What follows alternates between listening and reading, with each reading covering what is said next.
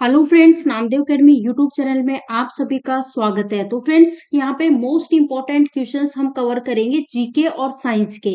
और ये वो एक्सपेक्टेड क्वेश्चंस हैं जो कि रेलवे की जितनी भी भर्ती है, चाहे वो रेलवे ग्रुप डी की हो, चाहे एनटीपीसी की हो, चाहे आरपीएफ की हो, चाहे एसएससी के किसी भी एग्जाम का हो, हर एग्जाम के लिए बहुत ही इंपॉर्टेंट क्वेश्चंस हैं।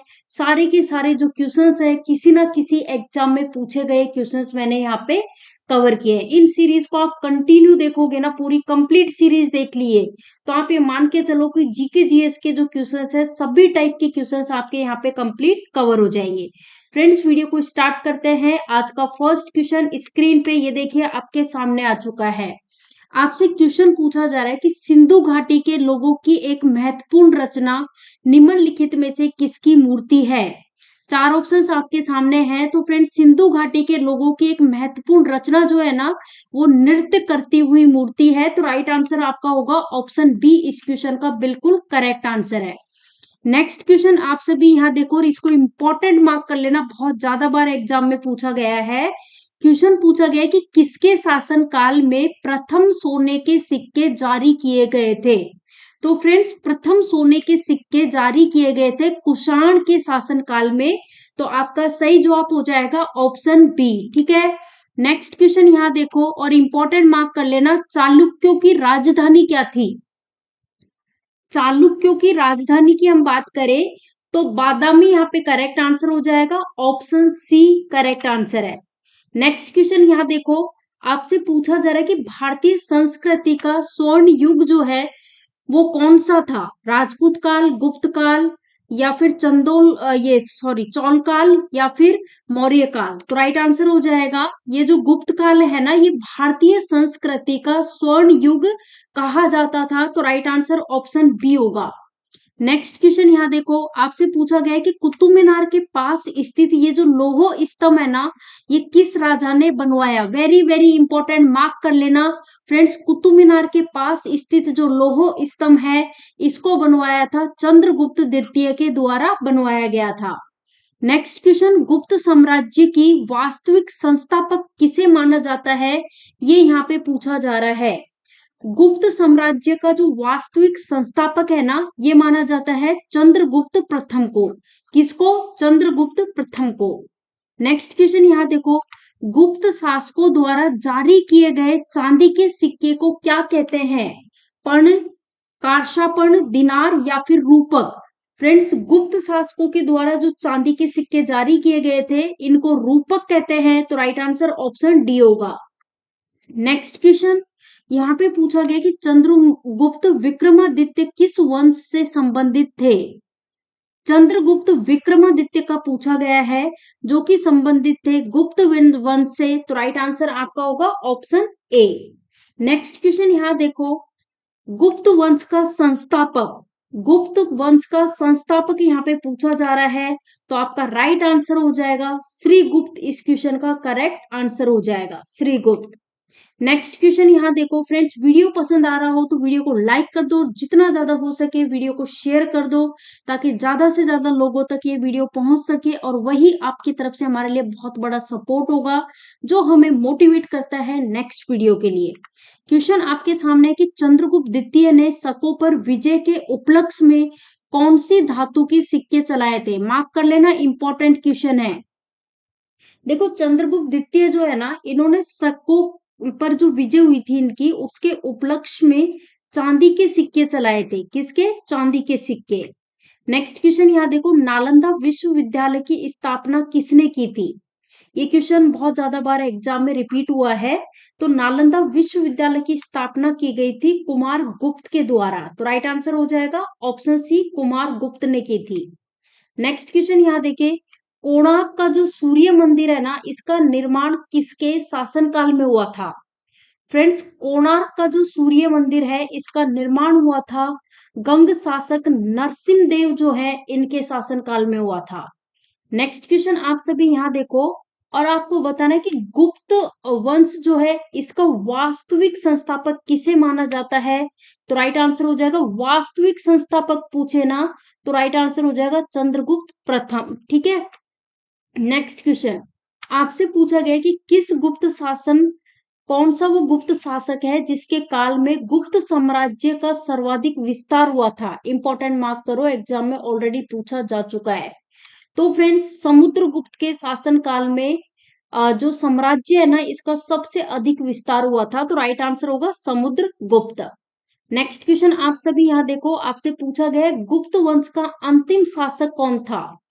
गुप्त वंश का अंतिम शासक था विष्णुगुप्त। कौन था? विष्णुगुप्त। नेक्स्ट क्वेश्चन यहाँ देखो, आपसे पूछा जा रहा है भारत को इंडिया नाम किसने दिया था? Most important question friends, Bharat को इंडिया नाम दिया गया था यूनानियों के द्वारा। किसके द्वारा? यूनानियों के द्वारा। तो राइट आंसर ऑप्शन बी हो जाएगा। नेक्स्ट क्वेश्चन आप सभी यहाँ देखे, निम्न चीनी लेखकों में से भारत आने वाला जो अंतिम यात्री था वो कौन था?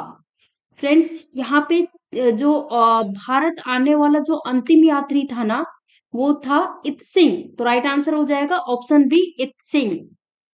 नेक्स्ट यहाँ देखो, आपसे पूछा गया कि निम्न में से किसने सिकंदर की जीवनी लिखी थी?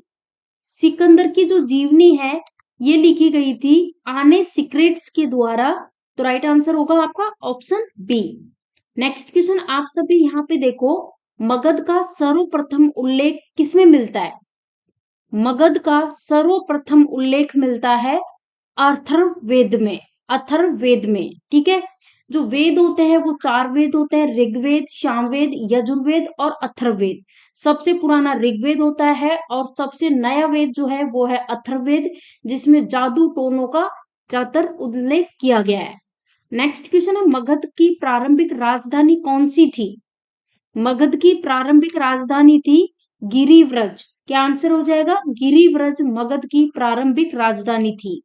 फ्रेंड्स, मेरा मेन मोटो यहाँ पे यह है, मैं क्विज लगवा रही हूँ कि कम से कम समय में हम ज्यादा से ज्यादा क्वेश्चंस की क्विज लगा लें, क्योंकि पढ़ा हुआ आप सभी का है। अब जितने ज्यादा क्वेश्चंस की प्रैक्टिस करोगे ना, वही एग्जाम के लिए इंपॉर्टेंट है। नेक्स्ट क्वेश्चन है कि मगध के किस शासक ने पाटलिपुत्र को राजधानी बनाया था? तो फ्रेंड्स, उदयन जो है ना, ये मगध के वो शासक हैं जिन्होंने पाटलिपुत्र को राजधानी बनाया था। नेक्स्ट क्वेश्चन, चंद्र ग्रहण क्यों होता है? वेरी वेरी इंपॉर्टेंट, मार्क कर लेना क्वेश्चन को। चंद्र ग्रहण क्यों होता है? तो फ्रेंड्स, चंद्र ग्रहण कब होता है, क्यों होता है? जब पृथ्वी, सूर्य और चंद्रमा, देखो ये एक सीधी लाइन है। अब यहाँ पे ये क्या है, एक सेकंड रुको, सॉरी, हाँ देखो ये क्या हो गया, सन, ठीक है, और ये क्या हो गया, मून। ओके, अब जो अर्थ है, पृथ्वी, ये हमारी क्या हो गई, अर्थ। जब पृथ्वी जो है वो एक सीधी रेखा पर पृथ्वी, सूर्य और चंद्रमा के बीच आ जाती है ना, तब क्या होता है, चंद्र ग्रहण होता है। तो राइट आंसर हो जाएगा ऑप्शन बी, करेक्ट आंसर होगा। नेक्स्ट क्वेश्चन, किस चंद्रमा की स्थिति में चंद्र ग्रहण होता है? तो चंद्र ग्रहण जो होता है ना, वो फुल मून की स्थिति होती है ना, उस केस में होता है। तो राइट आंसर ऑप्शन बी होगा। देखो यहाँ पे बोला गया चंद्र ग्रहण जो है पूर्णिमा की रात में होता है। पूर्णिमा की रात में तो फुल मून होता है।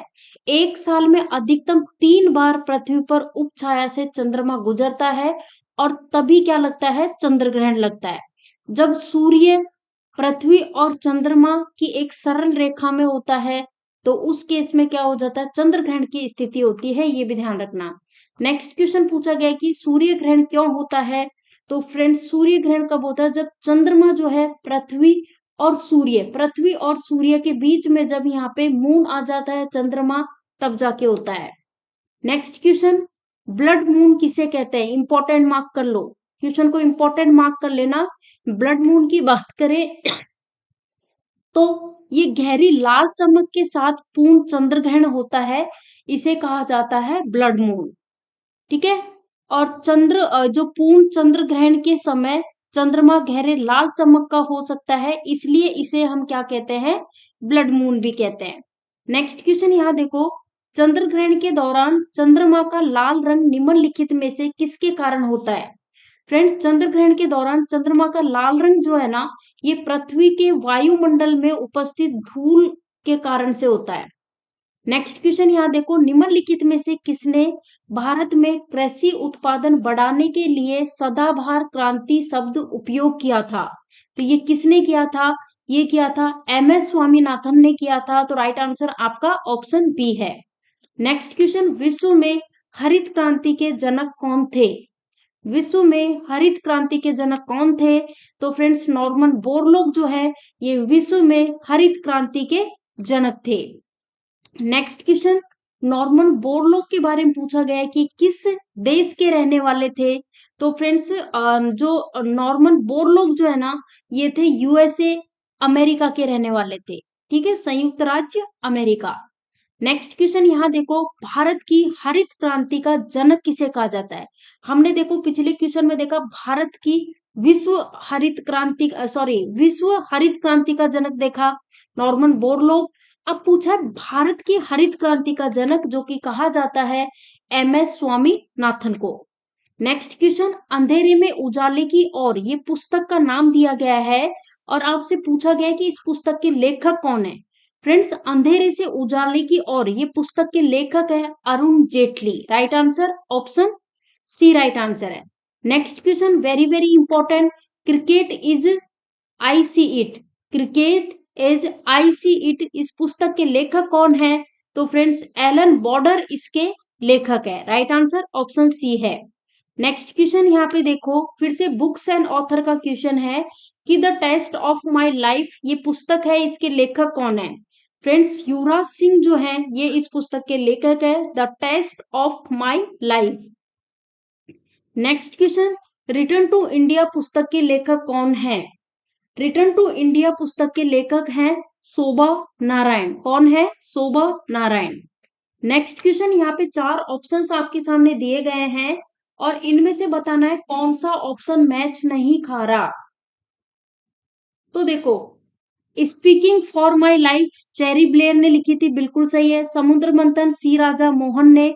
One Indian girl, friends one Indian girl की बात करें ना तो यहाँ पे आना चाहिए था चेतन भगत के द्वारा लिखी गई थी ये पुस्तक, तो यहाँ पे इसके लेखक कौन है? वन इंडियन गर्ल के चेतन भगत है, चेतन भगत, ठीक है। और makers of modern Asia Ramachandra Guha के द्वारा लिखी गई थी, तो ये सारी तो सही है, तो राइट आंसर यहाँ पे हो जाएगा ऑप्शन सी करेक्ट आंसर हो जाएगा, क्योंकि ये ठीक नहीं है, ठीक है।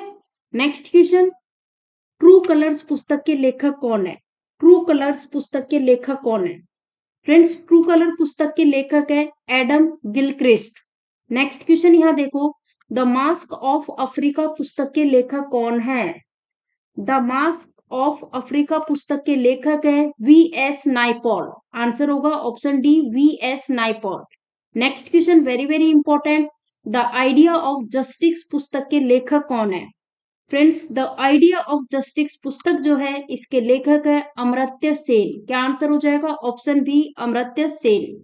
नेक्स्ट क्वेश्चन आप सभी यहाँ पे देखें और आपको बताना है the making of Barack Obama इस पुस्तक के लेखक कौन है? Friends the making of Barack Obama की बात करें तो इस पुस्तक के लेखक है Richards Wolffe. Richards Wolffe option A. Next question, Bharat में सर्वप्रथम फिल्म का प्रदर्शन कहाँ किया गया था?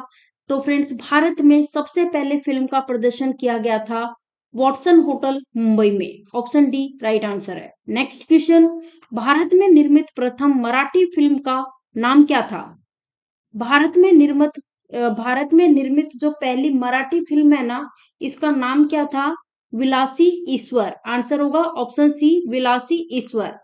नेक्स्ट क्वेश्चन आप सभी यहाँ पे देखो और आपको बताना है फिल्म फेयर पुरस्कार से सम्मानित प्रथम विदेशी कौन थे? फिल्म फेयर पुरस्कार जो है ना इससे सम्मानित प्रथम विदेशी की हम बात करें तो नाजिया हसन। क्या आंसर हो जाएगा? Nazia Hasan option C. Next question important mark कर लेना, निम्न में से कौन सा आयोग है जिसकी सलाह पर भारतीय रिजर्व बैंक जो है इसका गठन किया गया था? Very very important. तो friends Hilton Young commission, Hilton Young commission जो है ये वो आयोग है जिसकी सलाह पर जो भारतीय रिजर्व बैंक है ना RBI इसका क्या किया गया था? गठन किया गया था। इसका हेडक्वार्टर कहाँ पे है? तो हेडक्वार्टर एग्जाम में पूछा जाता है तो आपको याद रखना है मुंबई में हेडक्वार्टर है। नेक्स्ट क्वेश्चन यहाँ देखो, निम्नलिखित में से कौन सा RBI का कार्य नहीं है? पहला ऑप्शन बैंकों का बैंक, क्रेडिट नियंत्रण, विदेशी मुद्रा को रखने का, कृषि विकास के लिए किसानों को प्रत्यक्ष रूप से धन आवंटित करने का।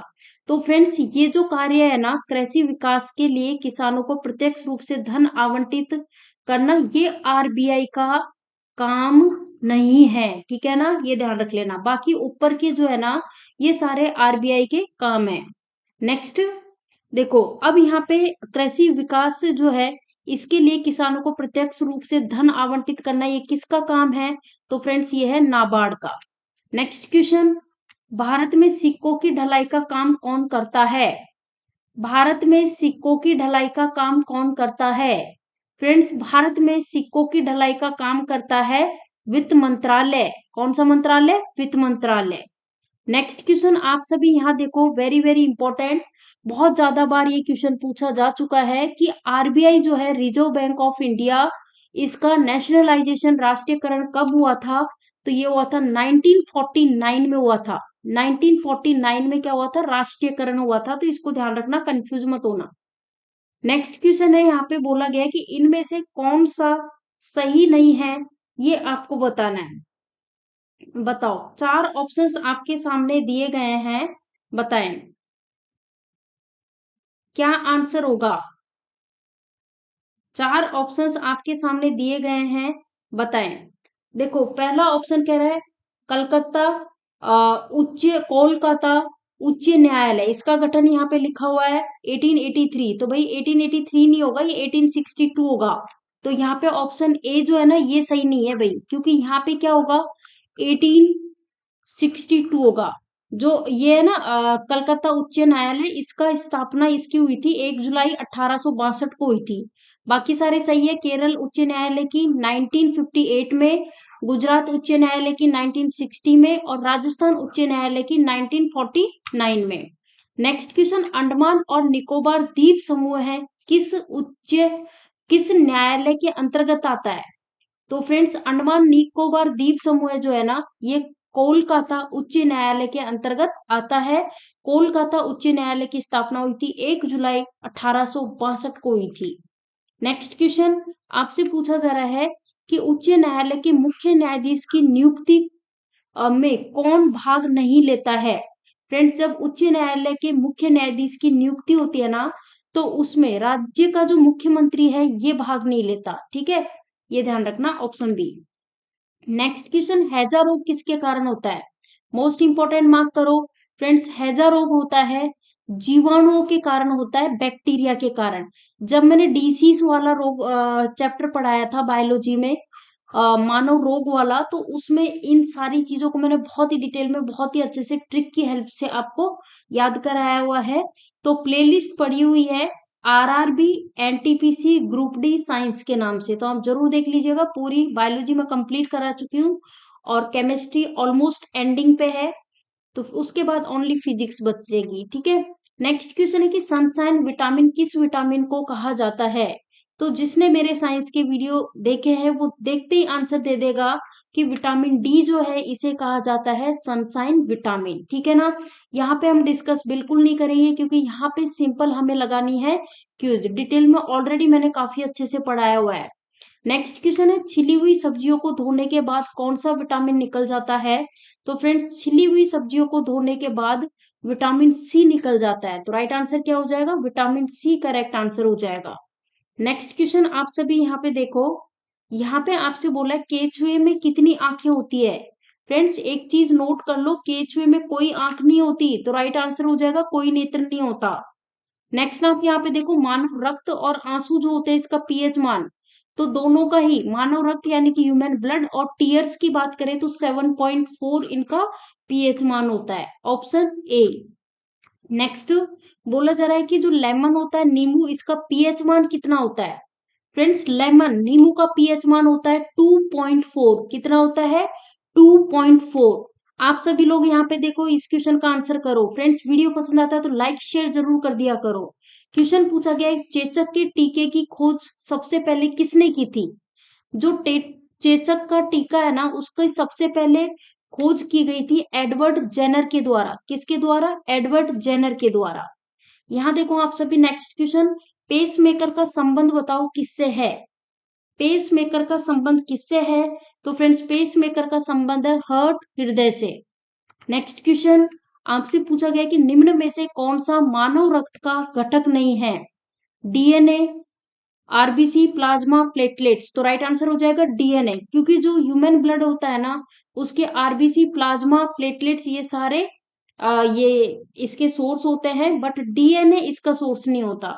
ह्यूमन ब्लड वाला टॉपिक करा है, बहुत शानदार तरीके से जरूर देखिएगा। नेक्स्ट क्वेश्चन है, किस स्तनधारी के पास उड़ने के लिए पंख होते हैं? वेल, शेरनी, चमगादड़, चूहिया। तो देखते ही कर सकते हो, चमगादड़ जो है ना, ये किसकी कैटेगरी में आता है? मैमल्स की कैटेगरी में, और इसके पास उड़ने के लिए क्या होता है? पंख होता है। नेक्स्ट क्वेश्चन, दूध का दही में स्कंदित करने वाला जो एंजाइम है, उस एंजाइम का नाम क्या है? इंपॉर्टेंट मार्क कर लेना, एग्जाम में ऑलरेडी पूछा जा चुका है फ्रेंड्स। ये एंजाइम है रेनिन। राइट आंसर हो जाएगा रेनिन, करेक्ट आंसर है। नेक्स्ट क्वेश्चन यहाँ देखो, हमारे शरीर में जो नमक की मात्रा है वो कितनी होती है? हमारे शरीर में नमक की मात्रा होती है 0.4% होती है। क्वेश्चन पूछा गया हमारे शरीर में नमक की मात्रा कितनी होती है? 0.4%। नेक्स्ट क्वेश्चन, मानव शरीर में क्रोमोसोम की संख्या बताओ। क्रोमोसोम कितने होते हैं टोटल? कितनी संख्या होती है? तो 46 होती है। और अगर पेयर पूछा जाए तो 23 पेयर्स। ठीक है ना, ये भी ध्यान रखना, 23 पेयर्स। ठीक है, जो मेल होते हैं, पुरुषों में जो क्रोमोसोम होते हैं वो होता है XY, और फीमेल्स की बात करें तो फीमेल्स में होते हैं XX। ठीक है, नेक्स्ट क्वेश्चन पूछा गया है क्वेश्चन कि सूर्य में ऊर्जा उत्सर्जित होती है किससे?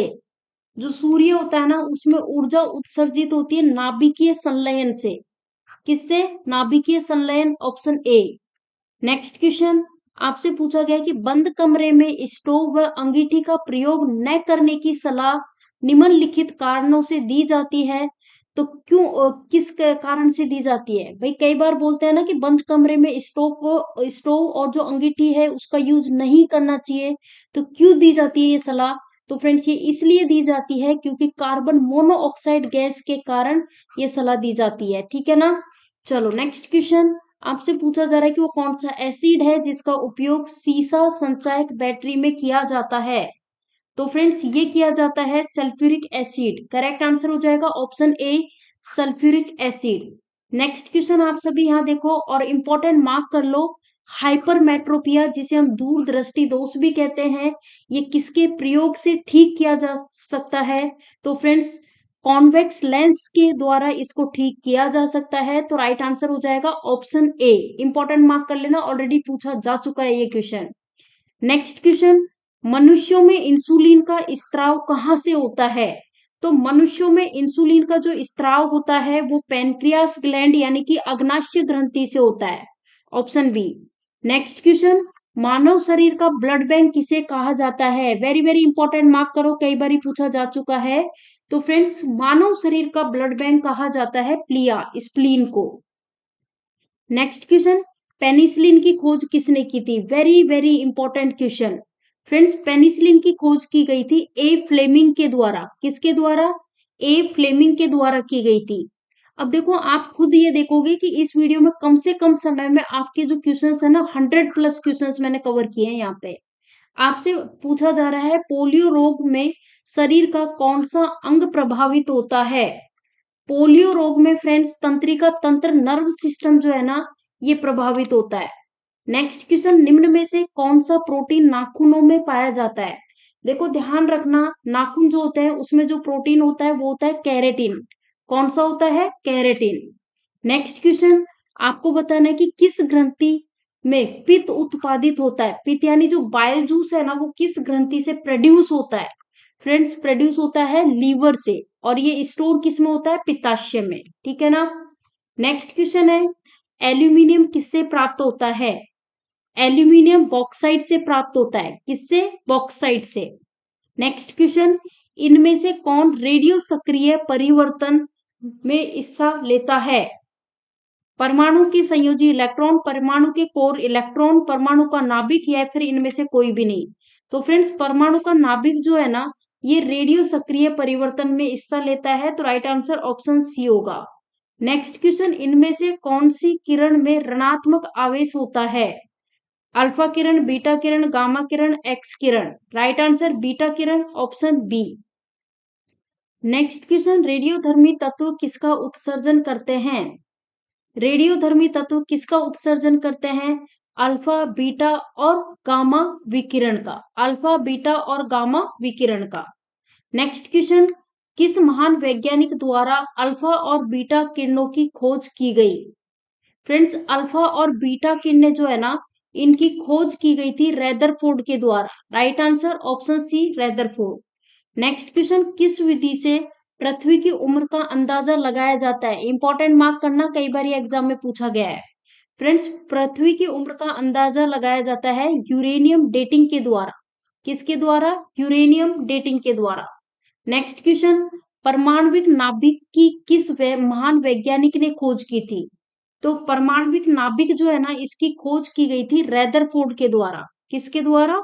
रैदरफोर्ड के द्वारा। तो राइट आंसर होगा ऑप्शन ए। नेक्स्ट क्वेश्चन, आपको बताना है, चार ऑप्शंस दिए गए हैं, इनमें से किसके द्वारा प्रत्यावर्ती धारा को दिष्ट धारा यानी कि जो एसी है, एसी करंट को डीसी में कन्वर्ट किसके द्वारा किया जाता है? तो रेक्टिफायर के द्वारा एसी को कन्वर्ट कर देते हैं डीसी में। नेक्स्ट, आपसे पूछा गया है कि तड़ित चालक में कौन सी धातु से बनाया जाता है? तड़ित चालक जो होता है, इसको बनाया जाता है तांबे से। किससे? तांबे से। नेक्स्ट क्वेश्चन, इनमें से शुष्क सेल कौन से सेल होते हैं? ड्राई सेल जो है वो कौन से सेल होते हैं? तो राइट आंसर हो जाएगा प्राथमिक सेल, ऑप्शन ए, प्राथमिक सेल। नेक्स्ट क्वेश्चन, हमारे घरों में किस क्रम में पंखे, बल्ब और अन्य विद्युत सामग्री लगी होती है? तो फ्रेंड्स, हमारे घरों में पंखे, बल्ब और जो भी विद्युत सामग्री होती है ना, वो पैरेलल फॉर्म में, पैरेलल सीरीज में लगी होती है। तो राइट आंसर होगा ऑप्शन सी। नेक्स्ट क्वेश्चन, आपसे भी यहाँ पे देखो, आपको बताना है कि मानव पाचन तंत्र से जुड़ी ग्रंथियों के नाम बताओ। तो देखो, लार ग्रंथि, यकृत, यज्ञाशय, तो ये सारी की सारी क्या है? ये सारी की सारी पाचन तंत्र जो है, इससे जुड़ी ग्रंथियां हैं। तो राइट आंसर ऑप्शन डी होगा। नेक्स्ट क्वेश्चन, शरीर का कौन सा अंग है जिसमें प्रोटीन का पाचन शुरू होता है? इंपॉर्टेंट मार्क करो फ्रेंड्स, प्रोटीन का पाचन शुरू होता है पेट से। किससे? पेट में। और अगर पूछा जाए कि भोजन, भोजन का पाचन किसमें शुरू होता है? तो भोजन का पाचन शुरू होता है मुख से। ठीक है, चलो नेक्स्ट क्वेश्चन, आपको बताना है भोजन प्रणाली का सबसे बड़ा हिस्सा कौन सा है? तो जब मैंने पाचन तंत्र वाला चैप्टर पढ़ाया था, डाइजेस्टिव सिस्टम, उसमें काफी अच्छे से बताया था डायग्राम की हेल्प से कि भोजन प्रणाली का सबसे बड़ा जो हिस्सा है वो है छोटी आंत, और छोटी आंत में भोजन ऑलमोस्ट पूरी तरह से पच जाता है। ठीक है ना, ये भी ध्यान रख लेना। नेक्स्ट क्वेश्चन, भोजन का पूर्ण पाचन कहाँ होता है? तो अभी तो मैंने बताया है छोटी आंत में। नेक्स्ट क्वेश्चन, यकृत द्वारा निकलने वाला जो बाइल जूस है ना, इसका काम क्या होता है? देखो, बाइल जूस प्रोड्यूस होता है लीवर के द्वारा, और इसका काम क्या होता है? ये भोजन को क्षारीय बना देता है। ठीक है, ऑप्शन ए। नेक्स्ट क्वेश्चन, शरीर में मौजूद सबसे सख्त सामग्री का नाम बताओ। डेंटिन, पल्म, एनामेल या फिर इनमें से कोई नहीं। तो शरीर में मौजूद सबसे सख्त सामग्री है enamel. Right answer enamel.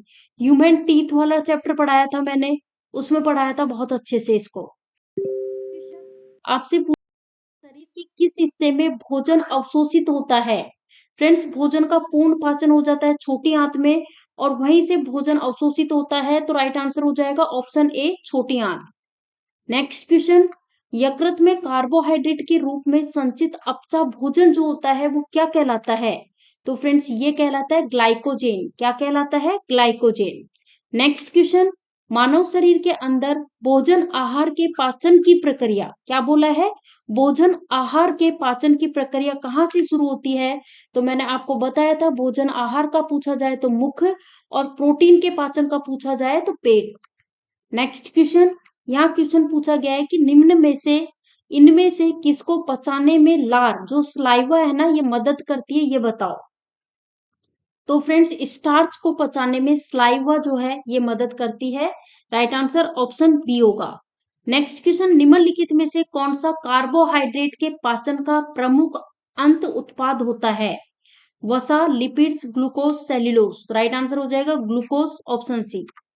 Next question, lipase नाम का एंजाइम जो कि वसा के पाचक में भूमिका निभाता है। तो लाइपेज किसके द्वारा स्त्रावित होता है फ्रेंड्स, ये होता है अग्नाशय के द्वारा। ऑप्शन बी अग्नाशय। नेक्स्ट क्वेश्चन, दिए गए विकल्पों में से मानव के शरीर में जो पित्त होता है, बाइल होता है, ये कहाँ जमा होता है? तो फ्रेंड्स बाइल जूस की बात करें तो ये स्टोर होता है पित्ताशय में और ये प्रोड्यूस होता है लीवर में। नेक्स्ट क्वेश्चन, मनुष्य के शरीर के किस भाग से पित्त रस बाइल जूस उत्पादन होता है? तो मैंने बताया था ना कहाँ से प्रोड्यूस होता है, लीवर में। नेक्स्ट क्वेश्चन, आपसे पूछा गया कि यकृत जो बाइल जूस निकालता है, इस बाइल जूस का काम क्या होता है? तो ये ऑलरेडी मैंने करा दिया है, भोजन को क्षारीय बनाता है ये। नेक्स्ट क्वेश्चन आपसे पूछा गया है कि भोजन तंत्र, यहाँ पे 4 ऑप्शंस आपके सामने दिए गए हैं, इनमें से भोजन तंत्र प्रणाली का कौन सा सबसे बड़ा भाग होता है? तो मैंने आपको बताया था छोटी आंत सबसे बड़ा भाग होती है। नेक्स्ट क्वेश्चन, निम्नलिखित विकल्पों में से सही उत्तर का चयन कीजिए कि जो सिग्मोइड कॉलम है ना, ये किसका भाग है? डाइजेस्टिव सिस्टम पढ़ाया था मैंने, डायग्राम की हेल्प से बहुत अच्छे से मैंने आपको बताया था, बड़ी आंत का भाग होता है ये।